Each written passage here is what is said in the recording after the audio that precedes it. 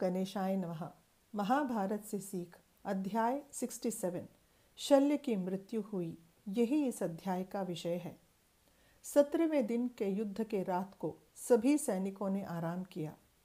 कई योद्धाओं, वीरों और महारथियों को अपनी तरफ की सेना में खोने के कारण कृपाचार्य अत्यंत दुखी हुए। दुर्योधन से मिलकर उसे सलाह देते हैं।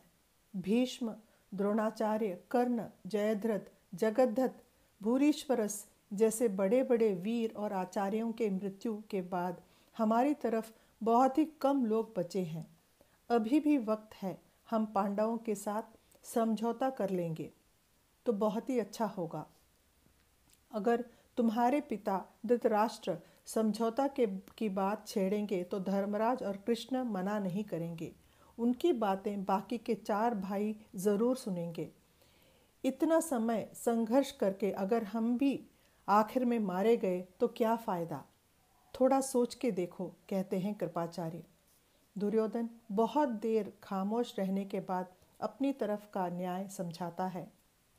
द्रौपदी से हम जो कठोरता और निर्दयता से पेश आए, वनवास में उन्होंने जो कष्ट का अनुभव किया और हम सब ने मिलकर जिस प्रकार अभिमन्यु को मार डाला, इन बातों को पांडव हरगिज नहीं भूलेंगे।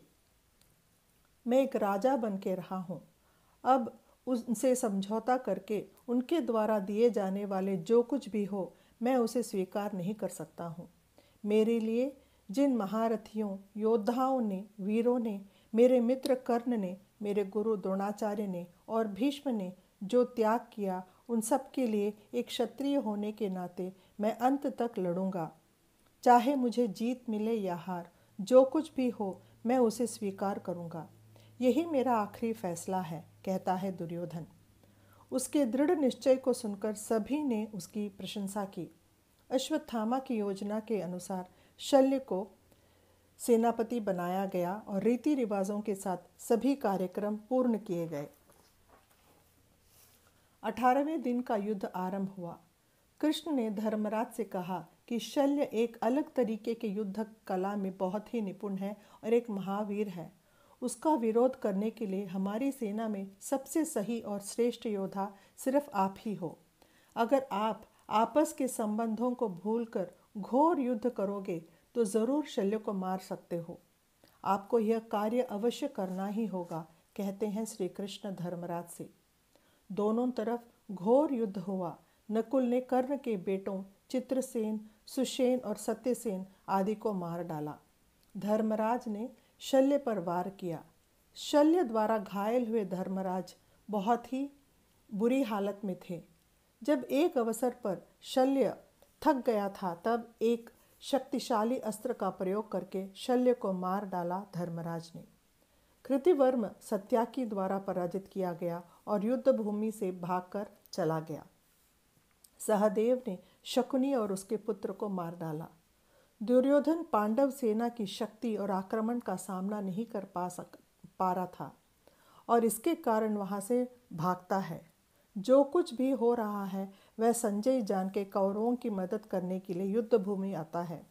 उसे सत्याकी पराजित करता है और उसे बंदी बना के ले जाता है।